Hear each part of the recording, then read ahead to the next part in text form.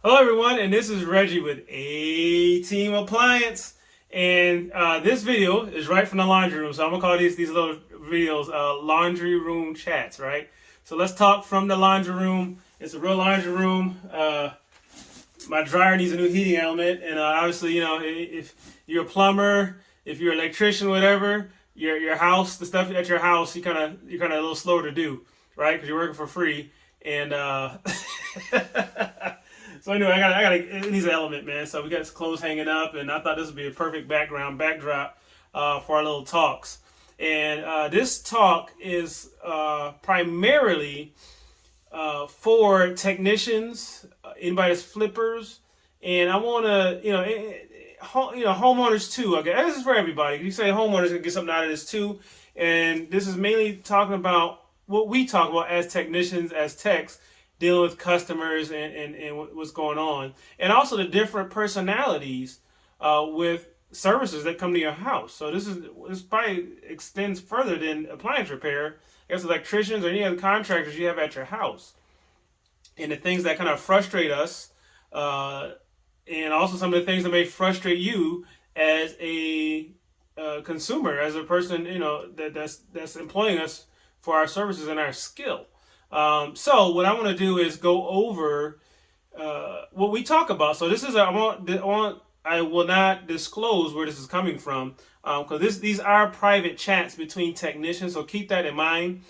So what I'm going to read will not be professional. It might I'm not going to verbalize the cursing or anything, but this is how we talk to each other, and I'm sure whatever as a consumer, I'm sure you have a job too, and I'm sure there are private talks that you guys have behind the scenes, not in front of customers. So let's take that. Let's be aware that's the atmosphere, right? So this is not how we should talk to customers, but this is how we talk behind the scenes. But I am concerned that this comes across when you talk to customers. So this is a group I'm in, and somebody posted something, and I said, I feel like I should share this. And he posted this experience that he had with a customer. So I'm looking at my laptop right now. I'm trying to zoom in so I can read it, and I have to squint.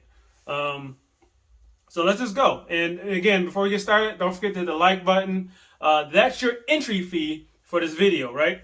And this information. Like button, don't forget to subscribe, right? And if you have any questions, feel free to comment. Okay, so here it goes. So I'm reading.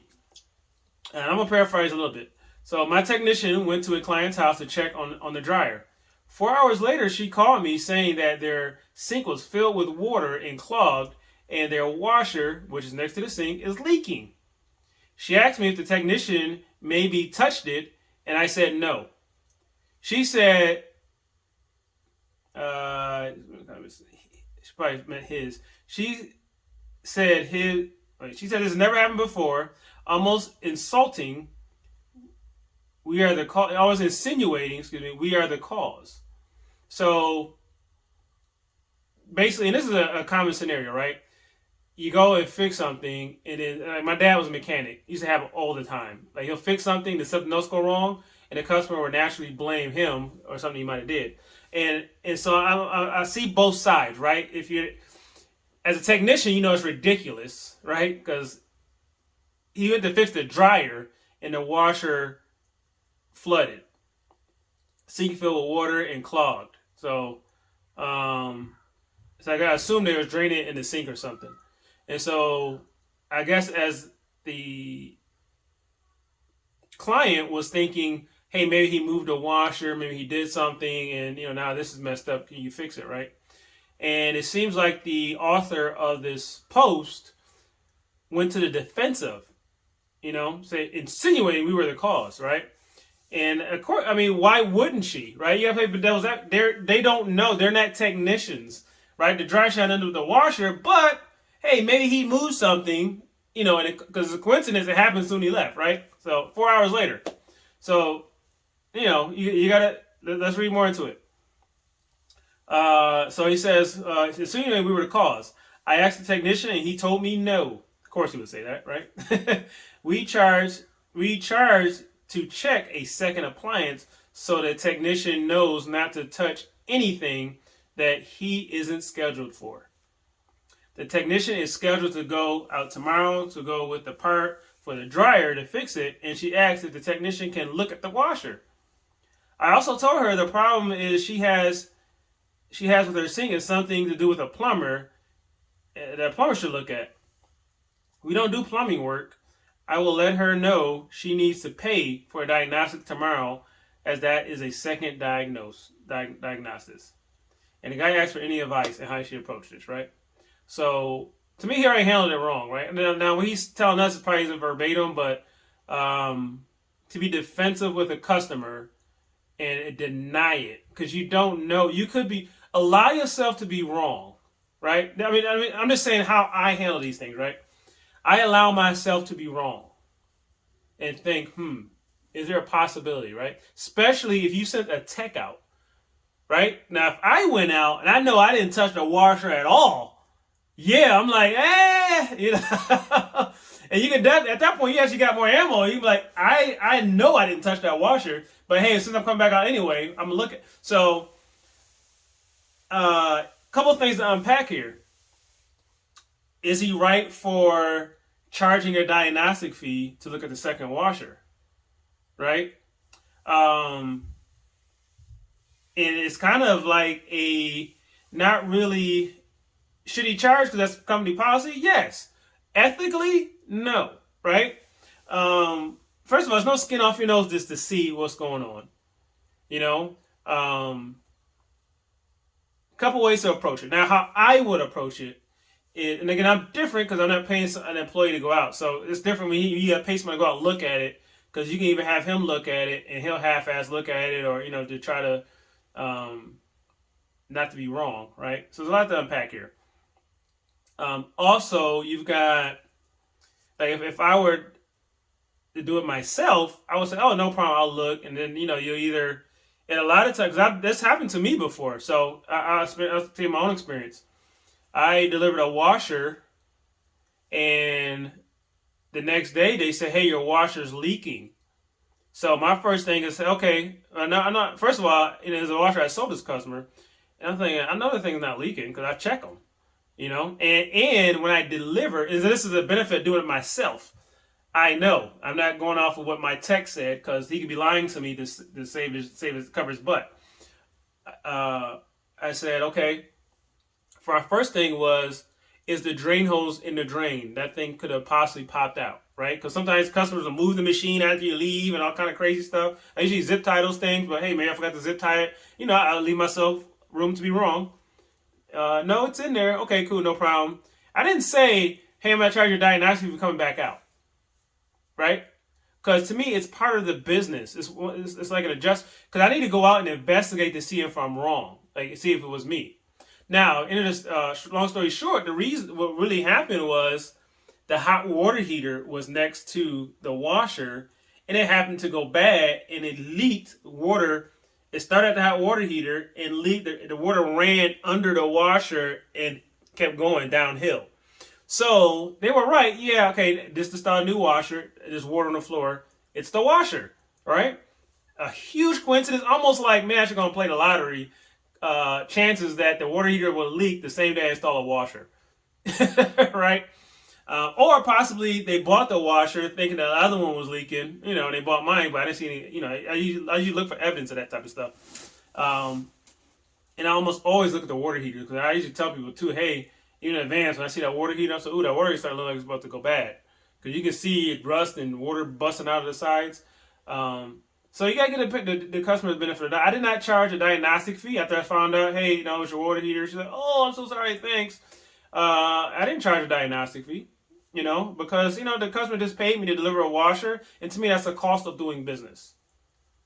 You know, that's the cost. You know, customers are grateful, thankful. They're usually apologetic. Like, I'm sorry, hey, you had to come all the way back out. And she wasn't there, she's on the phone, but usually they're there, they give me a tip or something for coming, you know, for the hassle. And they feel bad because they were wrong.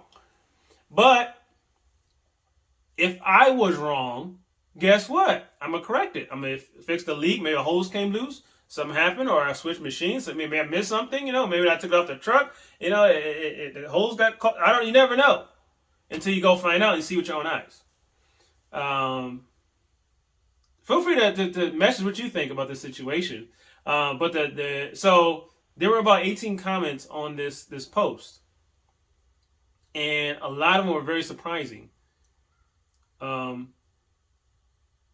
well, you went to fix the dryer, it had nothing to do with the washer. So most people were negative. Some people were like, well, yeah, maybe the guy moved. He said, I did that. Somebody else said on there, hey, I moved the washer before and knocked the hose out and didn't realize it and then flooded. And he's like, thank God the customer caught it. That would have been an insurance issue, right? The tech could have moved the washer. Or it could just be a quick, but you have to go and find out, but it's insulting. And the guy is going back there anyway to put the part in the dryer. So you've already irritated a customer by being defensive and saying, well, we're going to charge you diagnostics to look at the washer. I would be angry because I'm like, well, it just seems like common sense that you were here and now my washer is flooding. You know, the washer, the tub.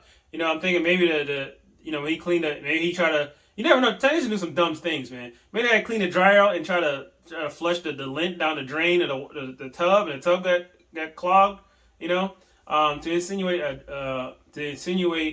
go see a plumber. That's insulting. I hate, like, it's kind of like, you know, when I go places and I say, like, case in point, I went to this car wash, and usually you go to the car wash, they scrub the front of your car. So we came from a road trip, and the guy didn't scrub the front of my car. And I said, hey, man, hit the front of my car with the brush, man, because I got a lot of bugs up there. It was on a road trip. Oh, we don't do that here, man. Okay, since when? So yeah, we don't do that. So yeah, but you can go to this car wash, this car, they do that. This, like, I'm here. You know, I don't need suggestions where else to go. You know what I mean? So that's insulting to a customer. Yes, you hear my kids in the background, I'm at home. You know how I do my videos, man. I don't silence them. So to stay, at the end of the day, the whole point of this is stay professional. Stay professional. Don't irritate your customers. You know, put yourself in their shoes, not as a technician, right? Put yourself in their shoes as a person who don't know. They don't do this for a living. They just know cause and effect. Hey, you were here. This wasn't a problem before you got here. Now you came and left within 4 hours. And again, 4 hours is a short time because I'm sure they didn't start washing right away. They probably washed in 3 hours after you left or something. And now this is an issue, and your guy was in this laundry room. Can you guys, you know, they didn't say, hey, they wasn't, according to the way he wrote this, they said the customer was mad or anything. They just said, hey, can you guys check it out? Can you check out the washer? Because the sink was flooding. But he said, can you check out the washer? Simple.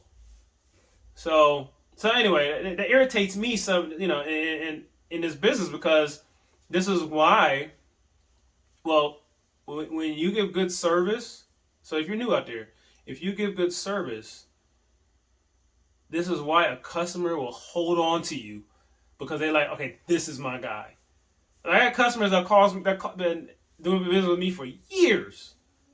You know, I had customers that I was selling a machine to. 3 years later, if there's a problem with the machine, they don't think, oh man, it's a bad machine. So no, hey, can you come on and fix the machine you sold me? You know, because it's trust. And with contractors, it's hard to trust, man. And this is an example of that. Is that you're not holding yourself accountable, and you're assuming without verifying, right? Let's verify who's at fault without charging the customer. Or if you felt you need to charge the customer, I would have handled it like, hey, if I discover, because I have to pay a guy to come out, especially, now this guy's coming back to put a part in the dryer, so he's going to be there anyway. But if that wasn't the case, and you got to send a guy on a special trip, then I'm thinking like, okay, well, if we find that we're at fault, because I've done this before on customers that were far away. If we find out that we're at fault, then we'll correct the problem. But if it's your issue on your end, then we're going to charge you a diagnostic fee. And most people aren't happy with that, but it's fair, right? But if you want to do what's best for your customer, what's best for your brand, hey, I'll be out there, you know, and I'll come out and check it out and see what's going on, right? Because you save face, you're the customer, you're that customer's guy for life because you did them right. And you ain't nickel and diming them. So that's my point of view. I find it I find it very difficult to argue the other side because of your customer's point of view. Like, because you will always lose if you try to prove the customer wrong, to say, if you get a customer a million reasons to try to run diagnostic fee in this situation, but this still creates a negative experience for that customer. And the reward, the cost is minimum based off the cost of that bad experience that you're giving that customer. Especially in this case, because the guy's going back to fix the dryer anyway. He went to, he diagnosed it, and I guess he's getting a part, and coming back and putting the part in. While you're there, look at the washer, see if you screwed it up. Hey, I asked my technician if he touched the washer. He said no. And he's going to save face. Now, I've dealt with businesses as a customer complaining, and I've had managers tell me, "Oh, I'm gonna back my guy." I'm gonna back what my guy said, like, to my face as a customer, like, which is so unprofessional. Like, dude, I'm the customer, and I understand you kind of want to, you're trying to kiss your employee's butt, so you got their back, not towards it. You know what I mean? Unless anyway, that's a long story, but. But hey, if you got some input on this, man, you got some stories to tell in your scenarios with these situations, feel free to post them. And again, in my opinion right now, is based off this situation. Now, you will have customers try to take advantage, right? I'm not going to go there and fix a washer, and then the guy calls me back and say, "Hey, my air conditioning broke." Hey, I ain't gonna do it, me, brother. Like, because things do break. If you're a homeowner, things break in pairs, man. One thing go bad, something else will go bad. But when they're in the same room, man, you gotta go back, man. It's part of the business. So I don't want to keep. It's not gonna repeat myself now. But we got some of these talks, man. These are laundry room talks, man. And so as I find interesting things from other servicers and how they handle them and their attitude towards it, I'm just gonna share. With other technicians, with the general public. These are the things you're going to face out in the field. But typically, my philosophy is err towards customer satisfaction based off the cost, right? Based off the cost. So if the customer says something crazy, man, and it's a judgment. So it's all a judgment. But based off of this one, man, the cost is so minimum to just say, okay, we'll check out the washer and see what happened. And to be honest with you, the technician might see an issue, fix it, and tell you, "Oh, nothing was wrong with it," to save his butt, right? But he still might, so it's a lot of ways this can go. So yeah, these are laundry room talks, man. And these laundry room talks are brought to you by Earth Breeze detergent sheets. Replace your old liquid detergent, powder detergent with these sheets. Half of this will clean a load. Amazing! Space saver. Oh, come on, guys. They see the camera rolling, man. They gotta get in. And what do you guys think about these? They're amazing! So Earth Breathe, I got the fragrance-free ones. These are awesome. Link is in the description. That's amazing! Yes, they think they're amazing. Very. Even though you guys do no laundry. So yeah, these are great. They're economic. They're cheaper. More bang for your buck. Great job. I use them myself. I can see this is an open package. Amazing! Yeah, it's amazing. It's an open package. So half a sheet. Yeah, each packet comes with 60 loads. You watch 60 loads. Amazing! In this one envelope, compared to what we used to use, these old bottles that have not amazing. 20 loads that are not amazing. Not amazing. All right, guys. So Earth Breeze, amazing detergent sheets. Don't forget to like, subscribe. That way, our next laundry room talk, Please do it. You'll get notifications, and we'll see you in the next video. And this is Reggie and Antonio Sebastian, and be amazing. the amazing crew with A. Team Appliance. Amazing. It's amazing.